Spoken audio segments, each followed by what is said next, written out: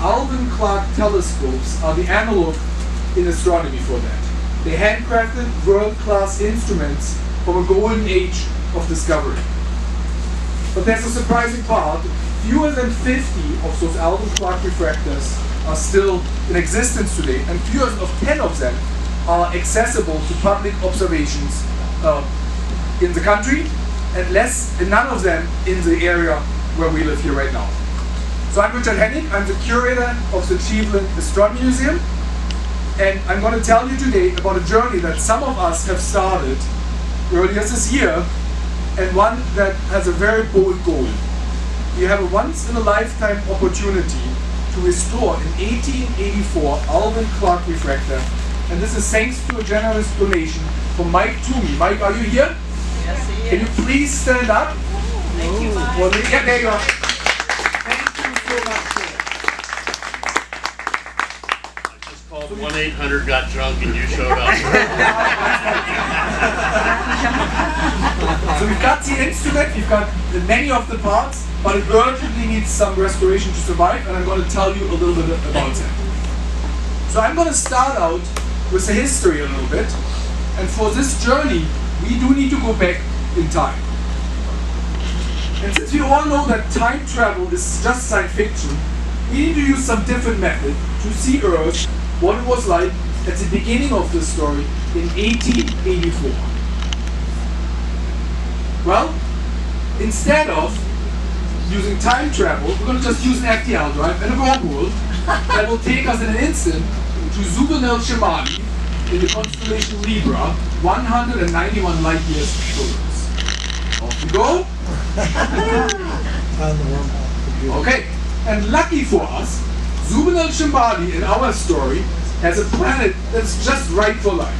So you can stop there, observe Earth, what it was like in 1834. Here's a picture of Earth in 1834, and from our one vantage point from across the stars, we can see a visionary, John Lumiere, who was one of the founders of Haverford College in Pennsylvania. And in 1839, he proposed a humble wooden observatory illustrated here. That observatory only housed a very small number of instruments. If you look around here, really a small number compared to what we're having here. So a transit instrument, an astronomical clock, a portable telescope, and a sextants. A little over a decade later, in 1850, the mathematics lecturer Hugh Vail began a push to create a more serious astronomical facility. He got permission from the college's manager and began laying the groundwork for a proper observatory. Vail noted that it was the initial move towards getting a real observatory, and he started a fundraising campaign which was able to acquire a larger equatorial telescope, and in 1853, Haverford College purchased an 8¼ inch Fitz refractor. The price of that scope was $1,950 in 1853, or about $68,000 in today's money. On the left, you see an illustration of what Fitz's workshop looked like when he built the telescope. There are no images of that 8¼ inch Fitz refractor surviving, and very few images of Fitz refractors overall surviving.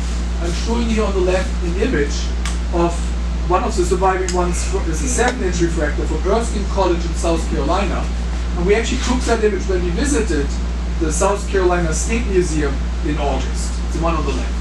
In the middle, you're going to see some advertisement about Fitz refractors, and on the right, you see another little ad from Fitz from that time. And now we actually enter the era of America's most famous celebrated telescope maker, Alvan Clark. By 1880, that Fitz telescope really became outdated, and it was time for something bigger. In April 1883, under the leadership of Isaac Sharpless, a professor of astronomy and later president of Harvard College, the college launched another campaign to acquire a modern 10-inch refractor. And within 6 months, pretty rapidly, Sharpless had raised $4,075, approximately $143,000 today, through private donations, and the board of managers approved the purchase of an Alvan Clark refractor. Here's the text from the Alvan Clark work order. And to house the Alvan Clark refractor, the college constructed an additional building adjoining to the original small wooden house. And in 1853, that observatory was connected by a covered passageway. The new dome cost $2,333, bringing the total combined and building cost to over $6,600. That is $232,000 today. Let's take a look inside of the dome. Here's a 10-inch Alvan Clark in the dome, ready for watching the stars and teaching countless students about science of astronomy. The telescope was central to a lot of hands-on education. Professor Isaac Sharpless, who you see in the upper right here, emphasized experiential learning. He wanted students to really use the equipment, something we're also taking to heart when we're restoring our scope here. His textbook, Astronomy for Schools and General Readers, we have a copy in the back exhibit for the Alvan Clark. That little book on the corner there is Isaac Sharpless' book we just purchased soon after we got the donation from Mike. He used that telescope for a number of other applications and taught the students celestial mechanics and directly how to observe the set. Let's see a little cover some of the other things. So let's take a look inside that book for some fun observations. These are scans I took from that book, and there's a copy of the cover for you to see. This is page 253. Let's play a little game. Can you guess which object Professor Sharpless sketched out here? It's the Orion Nebula. That is very good. The Orion Nebula M42.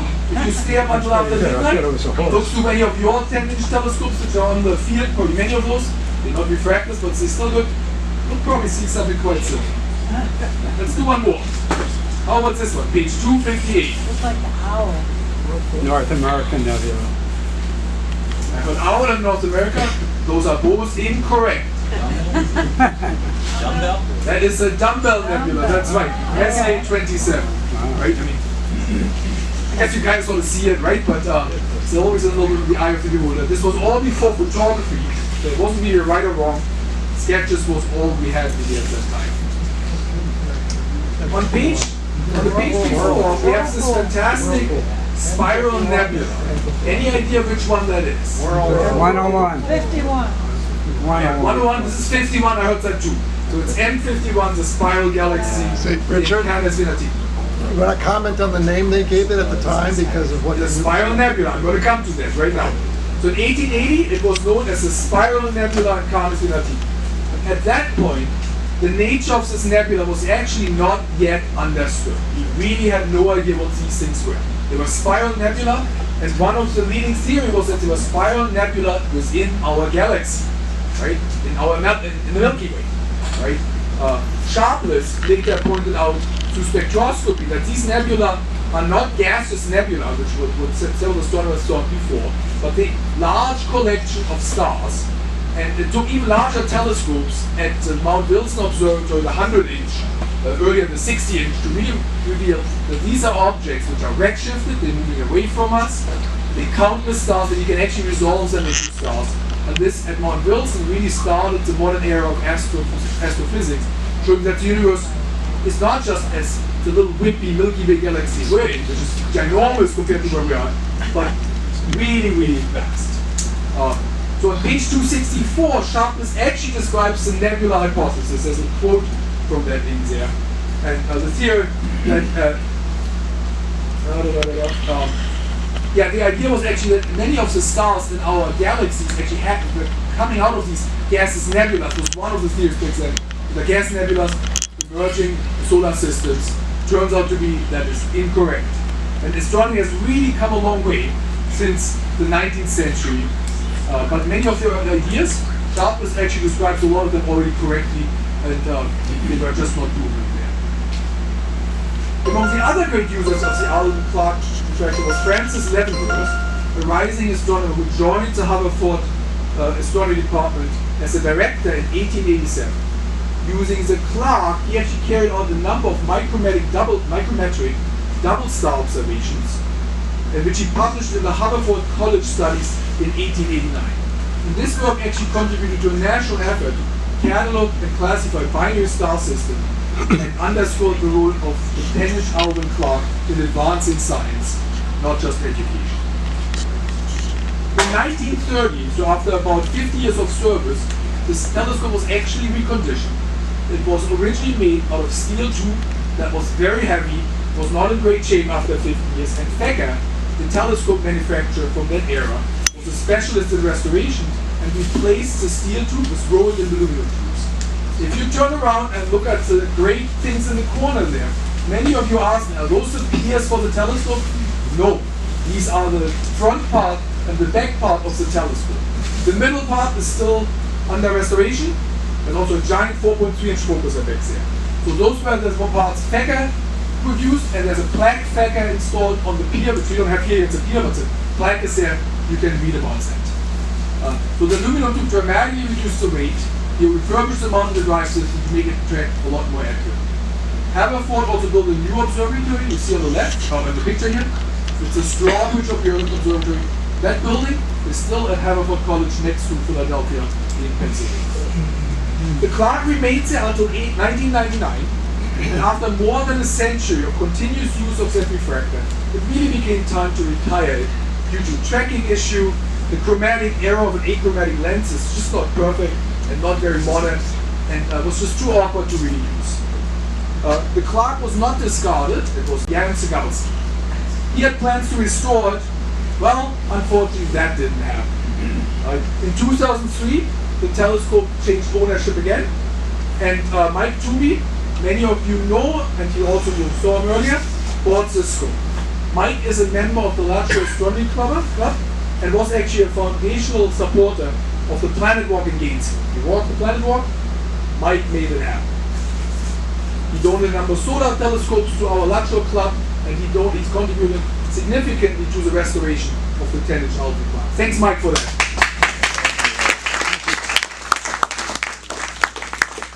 So his plan was to do something about this telescope as well. He was trying to build it up after dying and setting up an observatory. Well, he didn't get around to it either in 2003. And so here comes the next step in that story. So many of you were here. This was the opening of the Cleveland Astronomy Heritage Museum in March. I think it was March, right? That's a spring picnic a few months ago. Right? Here we are where, many of us, on that occasion, we dedicated officially this museum to the public. A few days later, I actually received an email from Mike saying, hey, was I interested in a 10-inch Alvan clock refractor for the museum? Oh. You can guess my excitement and probably my response. So a clear yes. This was the start of Project Alvan, restoring the vision of 1884. So the 140-year-old telescope is now in our hands, and we're trying to restore it for seeing starlight again. So let's take a look at what happens next. So this is when Mike came to Gainesville in June. Many of us helped load the telescope, which was in storage at UF's. What was the exhibit for that, Mike? What's that called? Paleontology. The paleontology storage place, right, where they have a lot of interesting stuff, and a bunch of big crates. Those crates are all in the corner back there. The first item that we actually did already restore, thanks to Dave Freuzers. Dave, are you here? Yeah? Dave is it was in pretty good conditions, and you can see it in the corner back there. It's now on exhibit here. Needs to be attached to the full scope. That's still in progress. We cataloged the number of the items. Here's a picture of the 4.3-inch focus. That's massive. I'm looking for a giant diagonal. 4-inch diagonal would be perfect. I'm looking for some 3 and 4-inch eyepieces. If you've got some of those laying around, let me know. I know a couple of manufacturers still make 4 and 3-inch eyepieces. They're not cheap. They need some contributions for that. There's also a set of the other eyepieces, the smaller ones. Those are also on display back in the corner. You can see all of them, including the Comet Finder eyepiece on the bottom right, which has a nice wide field of view. What we also have is the objective lens, the most important part of the scope. That was polished and designed by the master Alvan Clark himself. And here's what it looks like on the inside. It's a little dusty. We're going to clean it off. We'll try to have it maybe recalibrated to make sure that the spacings are correct. We've contacted a couple of astronomy companies in the States. None of them have yet quite agreed on that. It's a little bit on the large side for them, but we'll have a lead for another company. Telescope, all in pretty good condition. Now the slightly sad part. This is what the mount looks like, and you see that the decision to leave the mount out under top in the weather in Florida was maybe not the best one. The plaque survived quite nicely. This is brass, and it's actually restored. Looks even better now. Take a look afterwards to see what Dave Freuders can do when you give him a piece of slightly corroded material. We also are very optimistic about the pier. Most of it's just surface rust. It's going to come just off fine. And we're going to probably use the pier in the dome next door to really make it work. This is a part I'm nervous about. It may need to be replacement. This is the central part of the mount, which goes between those giant two pieces. It needs to hold the whole weight.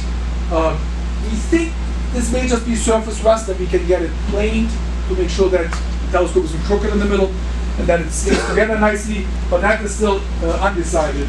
That might need some replacement. And then the mount itself, unfortunately, due to that extensive corrosion, we're going to restore it and put it in the museum. But the mount, we don't feel structurally safe to hold a 300-pound telescope swinging around and stuff like this without any play. The mount is probably just that in museum. So what we're going to do instead is, here's what we envision. We're going to have the mount. This is not the mount. This is just a nice little AI illustration of this. There's going to be a mount in here with some fake pier and some fake version of the Alvan clock in small. The full one is going to be in the dome on an Altazimuth mount. We have some lead, this 10 micron. They've been very supportive so far and have said, look, we want to see if they can get us some coupons and some discounts. We'll have to see about the tariffs. This comes from Italy. But we have a vendor in the States, which means this mount is going to be serviceable and it can hold over 300 pounds safely. And we have a technical drawing of how to install it, etc. Well, we think the telescope will see starlight again. It will be installed in the big dome next door. And if the measurement and math is all right, we will have just enough clearance on the top. It's about 2 inches. And on the bottom, you will have to sit on a chair when it's at zenith to look through it. It's a very, very long scope.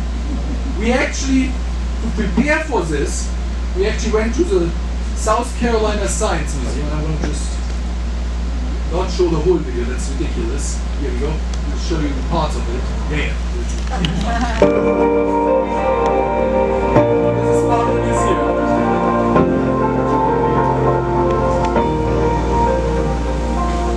There's the one in South Carolina. It's a 12-inch Alvan clock. We had a nice tour there in August. Dave, Mike, and Matt and I, excuse me. Matt should also stand up because he's been very supportive, I think. And we spent about 4 hours talking to the curator and restoration people there, learning about their restoration effort. Here you can see it moving. Ours is a little smaller. We've got some plans quite similar to theirs, so what we want to do is it. I'll stop here with the video. That takes us to the last slide. To make this dream come true, we really need everybody's help. This raffle is a big part of it. All the proceeds of the raffle will go 100% into the renovation of the dome, the restoration of the telescope parts, and any kind of other things we need for that. We estimate right now, and unfortunately with some of the inflation, those estimates are a little on the low end, that we need about $24,000. We have a GoFundMe campaign, we have the raffle. We really appreciate everybody's input. Also, if you know something about telescopes, or like I said, have a couple 4-inch eyepieces laying around from whatever, just let us know. We really appreciate it. So with that, I want to thank you for listening and for your support. Thanks for coming here. Thanks for joining the Star Party. And maybe next year, we're all going to take a look, lining up to look through the 10-inch Alvan Clark telescope. Thank you so much.